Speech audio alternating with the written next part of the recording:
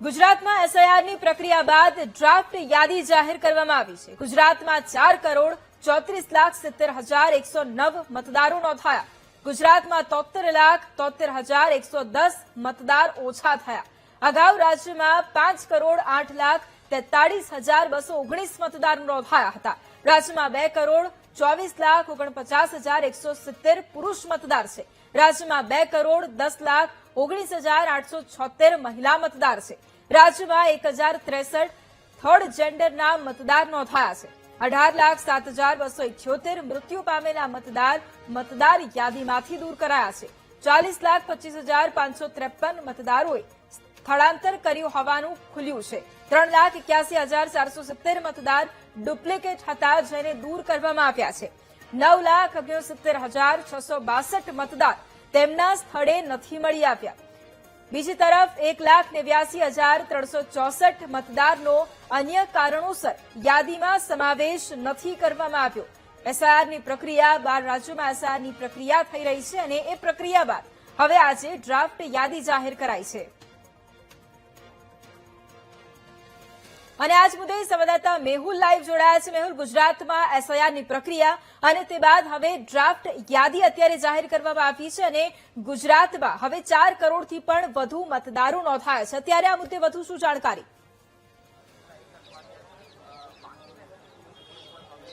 બિલકુલથી 5.8 કરોડ 08 લાખ જે ફોર્મ જે છે તેનું વિતરણ કરવામાં આવ્યું હતું, જેમાંથી 4 કરોડ 34 લાખ જે મતદારો છે તે નોંધાયા છે અને રાજ્યમાં જે મતદારોમાં જે જાહેર થયું છે તેની અંદર જે 73 લાખ મતદારો છે તેની કમી થઈ છે। અત્યાર સુધી જે વિગતો સામે આવી છે, ડ્રાફ્ટ મતદાર યાદી ચૂંટણી પંચે જાહેર કરી છે।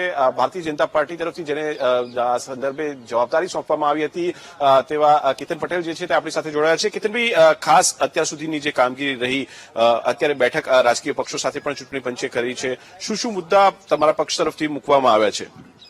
માન્ય ચૂંટણી પંચ દ્વારા આજે પ્રાથમિક મતદાર યાદીની પ્રાથમિક પ્રસિદ્ધિ કરવામાં આવી, એની માહિતી સંપૂર્ણ કે ભાઈ એ વેબસાઇટ પર મૂકવામાં આવી છે। બીએલઓ દ્વારા પણ દરેક બુથમાં આ માહિતી આપવામાં આવશે। જિલ્લા કલેક્ટર દ્વારા પણ અત્યારે રાજકીય પક્ષો સાથે બેઠકો કરવામાં આવશે અને આની સંપૂર્ણ યાદી આખી ડ્રાફ્ટ રોલમાં જે મતદારો આવ્યા છે તેની પણ અલગથી યાદી, જે મતદારો મતદાર યાદીમાંથી એએસડી તરીકે નીકળી ગયા છે એમની પણ અલગથી યાદી, સંપૂર્ણ વિગતવાર સુંદર માહિતી ચૂંટણી પંચ દ્વારા દરેક રાજકીય પક્ષોને પૂરી કરવામાં આવી છે।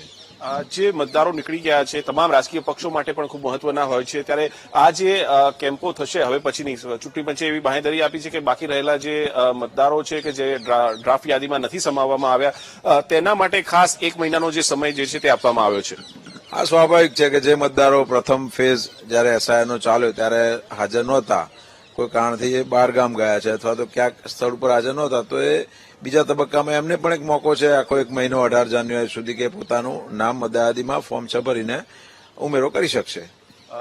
રાજકીય પક્ષો જે હતા, વિપક્ષની અંદર જો ખાસ વાત કરીએ તો અત્યાર સુધી જે મુદ્દો મૂકવામાં આવતો હતો કે જે મતદારોની કમી થઈ છે તે ક્યાંક ને ક્યાંક જે ગત ચૂંટણીઓ ગઈ છે, જે વિધાનસભા ગઈ હોય, લોકસભા ગઈ હોય, તેની અંદર તેનો જેટલા મતદારોનો ગેપ હતો કે જે તેમને નથી મળ્યો, એ જ મતદારોને અત્યારે હાલ કમી થયેલા નામો જે છે તેનો આંકડો મળતો આવે છે તેવી વાત કરવામાં આવી હતી। આજે જે છે જે પણ મુદ્દા મૂકવામાં આવ્યા છે તેને તેઓ સ્વીકારી રહ્યા છે।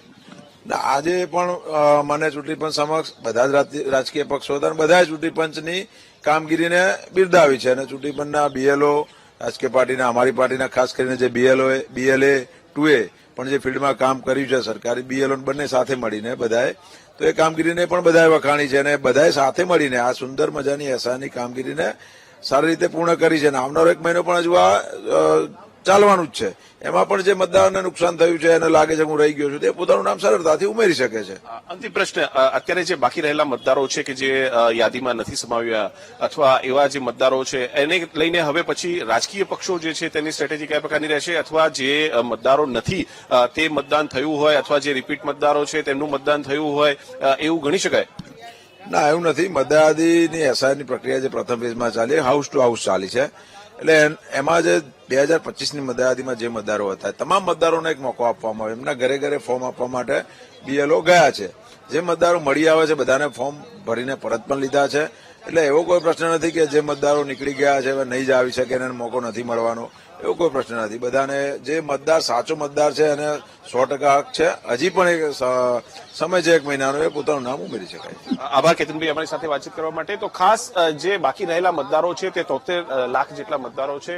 બાકી રહેલા મતદારો માટે જે ડ્રાફ્ટ યાદીમાં સમાવેશ નથી થયો તેમાં જે ખાસ કેમ્પ જે છે આગામી દિવસોની અંદર થવાના છે. ચૂંટણી પંચે જે તારીખ જાહેર કરી છે તે પ્રમાણે આજથી 18 જાન્યુઆરી 2026 સુધી તેઓ અલગ અલગ જે ફોર્મ 6, 7 અને 8 છે તે ભરીને પોતાના મુદ્દાઓ જે છે તે ચૂંટણી પંચ સમક્ષ મૂકી શકશે. જી બિલકુલ આભાર મેહુલ તમામ જાણકારી માટે.